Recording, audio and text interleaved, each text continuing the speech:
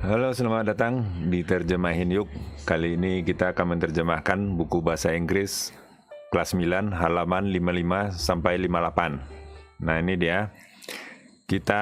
Saya akan membimbing kamu untuk merefleksikan terhadap apa yang telah kamu pelajari sekarang.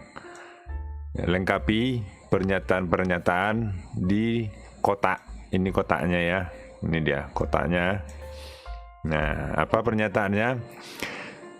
Saya sekarang mengetahui bahwa so that, in order to, atau to digunakan untuk menyatakan tujuan dari melakukan sesuatu. Sebagai contoh, apa contohnya? Nah, dari mana kita mendapatkan contohnya? Nah, ini lihat dia, pada petunjuknya. Dapatkan beberapa contoh yang digunakan masing-masing kata hubung dari teks yang telah kamu pelajari. Jadi kata hubung ini adalah ini, so that, in order to, atau to, itu adalah kata hubung atau conjunction. Nah, ambil contohnya dari halaman sebelumnya. Mungkin di halaman 49 sampai 51 ada itu. Kamu periksa saja beranda Terjemahin Yuk ini. Nah, di sana ada. Nah, kita menggunakan what for titik-titik. Ya. Sebagai contoh, apa contohnya? Sama dengan perintah ini, ya. Cari contohnya pada halaman sebelumnya. Nah, di video saya sebelumnya sudah ada itu. Atau what titik-titik for. Nah, contohnya begitu juga. Ambil dari video yang telah saya buat, tergantung halamannya ya. Halaman 49 sampai 51 mungkin itu ya. Coba periksa kembali. Kita lanjut. Nah, ada satu lagi tugas. Bekerja dalam kelompok. Sekarang tugas kamu untuk bekerja dalam kelompok kamu untuk menyampaikan masing-masing hal yang harus dilakukan dan tidak harus dilakukan pada situasi-situasi di bawah ini. Jadi following ini yang di bawah ini. Apa situasinya? Nah, kamu sampaikan di dapur apa yang harus dilakukan di dapur dan apa yang tidak boleh dilakukan di dapur. Ya. Begitu juga di perpustakaan dan di pasar. Jadi sampaikan dua hal yang harus harus dilakukan dan dua hal juga yang tidak boleh dilakukan. Di masing-masing situasi sampaikan masing-masingnya dua hal ya, itu sudah saya sampaikan ya. Dua hal yang harus dilakukan dan dua hal yang tidak boleh dilakukan. Nah, pastikan kamu menyebutkan tujuan dari melakukan atau tidak melakukan hal tersebut. Ya. Jadi ada tujuannya, purpose-nya itu apa? Misalnya di perpustakaan, contoh, kita tidak boleh meribut, itu hal yang tidak boleh dilakukan. Kenapa? Karena tidak mengganggu orang lain yang sedang membaca buku. Nah, itu purpose-nya itu, agar tidak mengganggu orang lain membaca buku. Nah, seperti itu. Buat dalam bahasa Indonesia terlebih dahulu, ya. Tugas ini lantas terjemahkan ke bahasa Inggris. Itu caranya. Jadi jangan langsung bahasa Inggrisnya, pusing.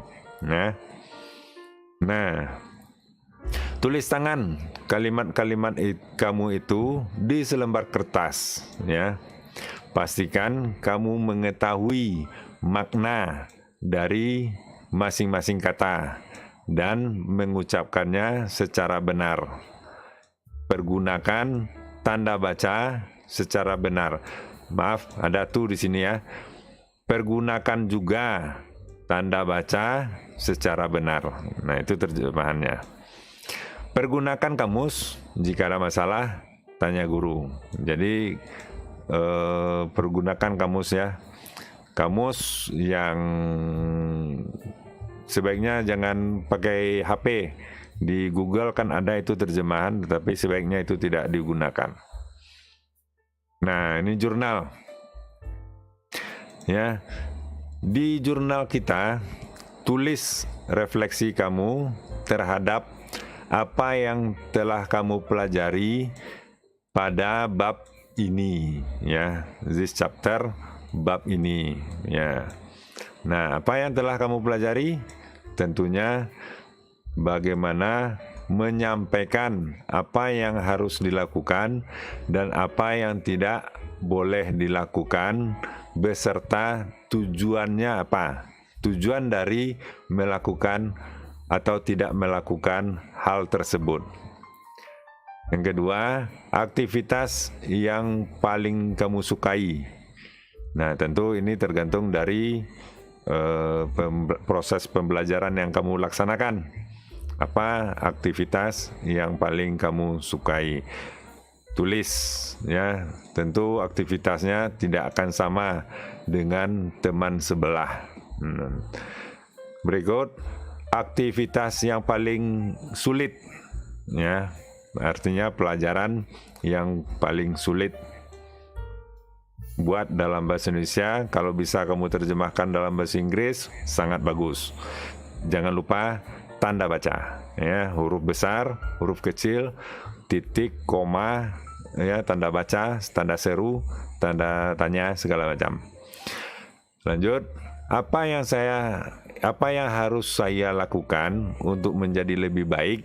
Nah, apa yang harus dilakukan? Tentu kamu harus berlatih ya, berlatih menyampaikan apa ya, bagaimana penggunaan apa yang digunakan. Nah, ini menggunakan tanda hubung so that, in order to ya, to, dan juga bagaimana menggunakan have ya, should. Ya, itu dia. Nah, kita lanjut aja ya. Jurnal sudah.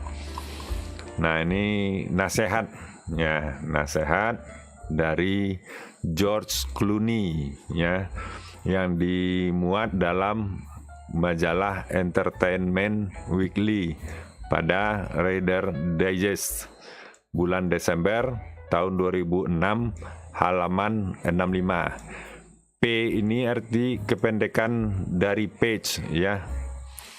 Ini tulisan page-nya itu ya. Pagi ya, itu kepanjangan dari huruf P ini, halaman 65. Nah, itulah video kita kali ini. Mudah-mudahan bermanfaat ya. Jangan lupa subscribe dan like videonya. Juga sampaikan kepada teman-teman dan guru kalian sebagai bahan pembelajaran di dalam kelas ya. Mudah-mudahan bermanfaat. Sampai jumpa.